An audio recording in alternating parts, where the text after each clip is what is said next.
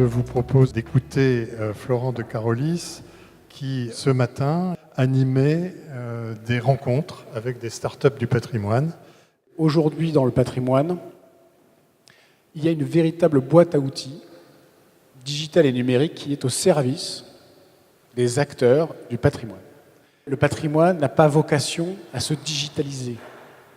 Le patrimoine a vocation à se valoriser et se développer à travers des outils du numérique. Et c'est ça qui est ressorti de nos échanges ce matin, et tous les intervenants, quel que soit leur métier, étaient sur cette base-là. Tout d'abord, les principes de réemploi, de durabilité, de développement durable ont beaucoup à voir avec le principe patrimonial. Et réutiliser le patrimoine, c'est tout d'abord faire preuve d'innovation programmatique et architecturale.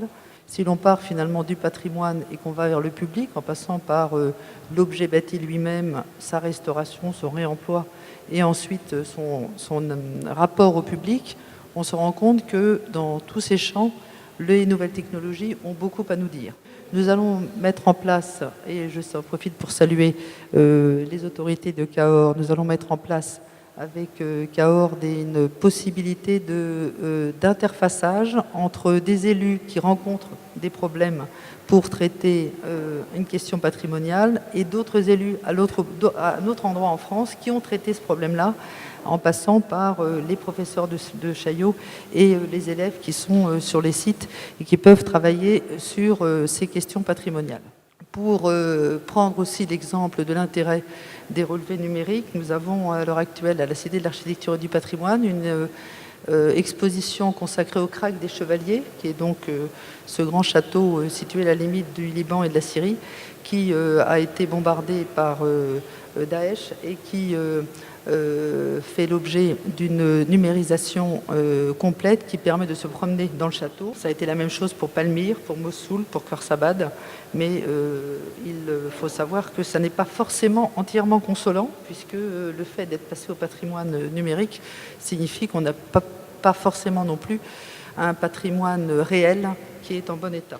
Il ne faudrait pas que le patrimoine devienne uniquement Absolument. virtuel. Le patrimoine ne saurait être entièrement virtuel, puisque autrement, c'est plus forcément du patrimoine, c'est une autre forme de mémoire, mais c'est plus du patrimoine.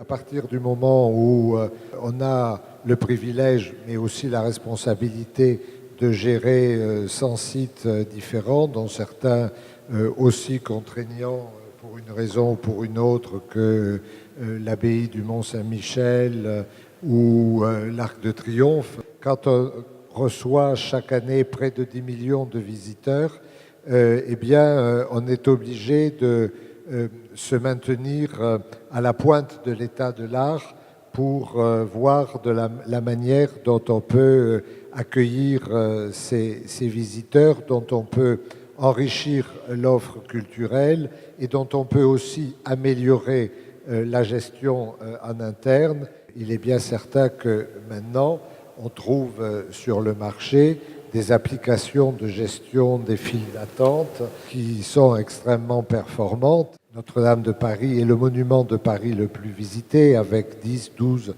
15 millions de visiteurs par an. On ne sait pas exactement. L'utilisation de cette application qui permet à distance de réserver des créneaux horaires, qui annonce la fluidité des visites, etc., a complètement supprimé les files d'attente.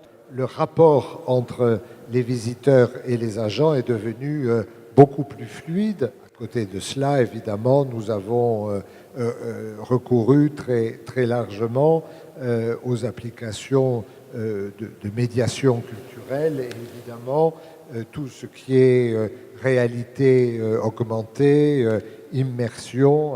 Cette année, nous avons franchi une étape supplémentaire dans cette stratégie avec la création au sein de l'établissement d'un incubateur de start-up pour développer des produits, des applications autour du patrimoine. Non seulement j'attends de cela, j'attends de ce travail de co-construction avec les start-up une transformation de nos modes de gestion, de notre relation avec le public, mais aussi quelque part une transformation de nous-mêmes. Est-ce que c'est l'arme absolue, le numérique, pour faire venir ou revenir dans les monuments les générations de 15 à 30 ans. Je n'en suis pas sûr du tout. Bon, évidemment, on peut se dire qu'il y a des choses qui peuvent les attirer, mais pour faire venir spécifiquement les adolescents, les jeunes actifs, etc., il faut se plier moins aux outils numériques aux appareils dont ils ont l'habitude de l'usage, que plutôt à leur mode de vie et à leur rythme. On va passer le micro à Martin Malvy. Moi, je suis très optimiste. Il faut bien parfois l'être. Hein. Plus optimiste que vous sur la capacité qu'il y a à ramener ou à amener des visiteurs nouveaux à travers l'usage du numérique dans nos sites patrimoniaux. Incontestablement, fût-elle virtuelle, la copie ne vaudra jamais l'original. C'est clair. Enfin, parfois, accaparer l'original est difficile. Aller visiter demain matin une pyramide, Khéops, quand on craque des chevaliers, c'est pire. Bon.